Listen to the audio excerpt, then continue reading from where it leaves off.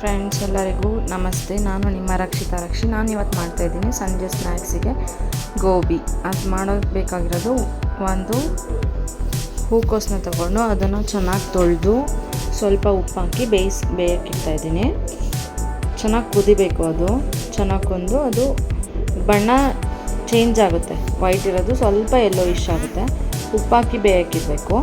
ನಂತರ ಅದಕ್ಕೆ ಏನು ಬೇಕೋ ಅದನ್ನು ಮಿಕ್ಸ್ ಮಾಡ್ಕೊತಿದ್ದೀವಿ. ಕಾರ್ನ್ಫ್ಲೋರ್ ಸ್ವಲ್ಪ, ಶುಂಠಿ ಬೆಳ್ಳುಳ್ಳಿ ಪೇಸ್ಟು, ಗರಂ ಮಸಾಲ ಪೌಡ್ರು, ಶುಂಠಿ ಬೆಳ್ಳುಳ್ಳಿ ಪೇಸ್ಟು, ಗರಂ ಮಸಾಲ ಪೌಡ್ರು, ಮತ್ತು 2 spoon chilli powder, 2 spoon chilli powder, ರುಚಿಗೆ ತಕ್ಕಷ್ಟು ಉಪ್ಪು,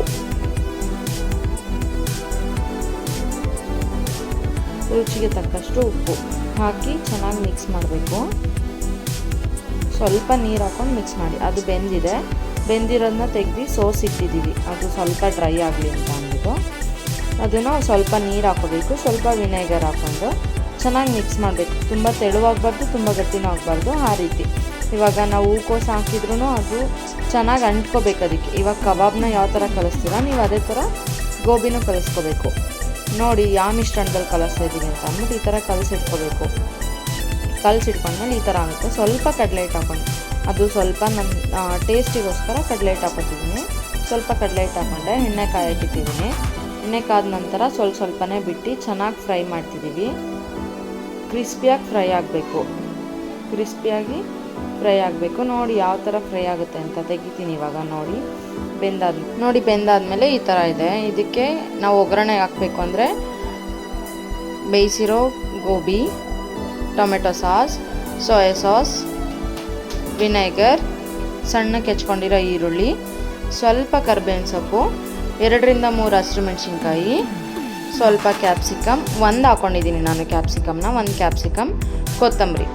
ನಂತರ ಎಣ್ಣೆ ಕಾಯಕ್ಕಿಟ್ಟಿದ್ದೀನಿ ಒಗ್ಗರಣೆ ಎಣ್ಣೆ ಕಾದ ನಂತರ ಮೆಣಸಿನ್ಕಾಯಿ ಹಾಕಿದ್ದೀನಿ. 2 ರಿಂದ 3 ಹಸಿಮೆಣಸಿನ್ಕಾಯಿ ಹಾಕಿದ್ದೀನಿ. ನಾವು ಖಾರ ಜಾಸ್ತಿ ತಿನ್ನಲ್ಲ, ಸೊ ಹಾಗಾಗಿ ಮೆಣಸಿನ್ಕಾಯಿ ಜೊತೆನೇ ಕರಿಬೇವು, ಈರುಳ್ಳಿ ಎಲ್ಲ ಹಾಕಿ, ಕರಿಬೇವು ಎಲ್ಲ ಫ್ರೈ ಆಗಬೇಕು ಚೆನ್ನಾಗಿ. ಈರುಳ್ಳಿ ಜೊತೆನೇ ಚೆನ್ನಾಗಿ ಫ್ರೈ ಆಗುತ್ತೆ. ಈರುಳ್ಳಿ ಸ್ವಲ್ಪ ಕೆಂಪಗಾಗೋ ತನಕ ಹುರ್ಕೊಳ್ಳಿ.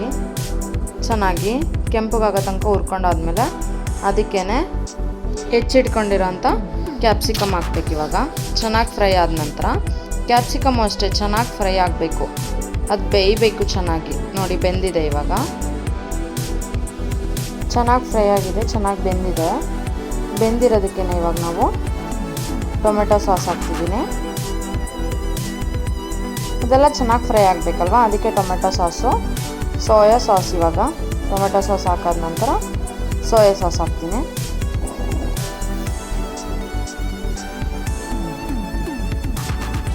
ಸೋಯಾ ಸಾಸ್ ಹಾಕಾದ್ಮೇಲೆ ಸ್ವಲ್ಪ ವಿನೆಗರ್ ಹಾಕ್ತೀನಿ. ಆಲ್ರೆಡಿ ಅದಕ್ಕೆ ಗೋಬಿ ಕಲಿಸ್ಕೊಳ್ಳೋಕೆ ವಿನೆಗರ್ ಹಾಕ್ತಿದ್ದೀನಿ, ಸೊ ಹಾಗಾಗಿ ಜಾಸ್ತಿ ಹಾಕಲ್ಲ. ಸ್ವಲ್ಪ ವಿನೆಗರ್ ಹಾಕ್ತೀನಿ. ವಿನೆಗರ್ ಹಾಕಿ ಚೆನ್ನಾಗಿ ಮಿಕ್ಸ್ ಮಾಡ್ತೀವಿ. ಮಿಕ್ಸ್ ಮಾಡಿದ್ಮೇಲೆ ಕೊತ್ತಂಬರಿ ಸೊಪ್ಪು ಹಾಕಿ ಸ್ವಲ್ಪ ಬೇಯಿಸಬೇಕು. ಬೆಂದಾದಮೇಲೆ ನೋಡಿ ಬೇಯಿಸಿಟ್ಕೊಂಡಿರೋ ಗೋಬಿ ಹಾಕ್ತಿದ್ದೀವಿ. ಬೇಯಿಸಿರೋ ಗೋಬಿನ ಹಾಕಿ ಮಿಕ್ಸ್ ಮಾಡಬೇಕು. ಚೆನ್ನಾಗಿ ಮಿಕ್ಸ್ ಆಗಬೇಕು ಅದು. ಇವಾಗ ಅಲ್ಲಿ ಖಾರ ಕುದಿಸಿಟ್ಕೊಂಡಿದ್ವಲ್ಲ, ಅದು ಚೆನ್ನಾಗಿ ಮಿಕ್ಸ್ ಆಗಬೇಕು ಗೋಬಿ ಜೊತೆ. ಮಿಕ್ಸ್ ಆದಮೇಲೆ ನೋಡಿ ತಿನ್ನೋಕೆ ಎಷ್ಟು ರುಚಿಯಾಗಿರುತ್ತೆ, ತುಂಬ ಟೇಸ್ಟಾಗಿರುತ್ತೆ. ಇಷ್ಟ ಆದರೆ ಲೈಕ್ ಮಾಡಿ, ಶೇರ್ ಮಾಡಿ, ಸಬ್ಸ್ಕ್ರೈಬ್ ಮಾಡಿ. Thank you all.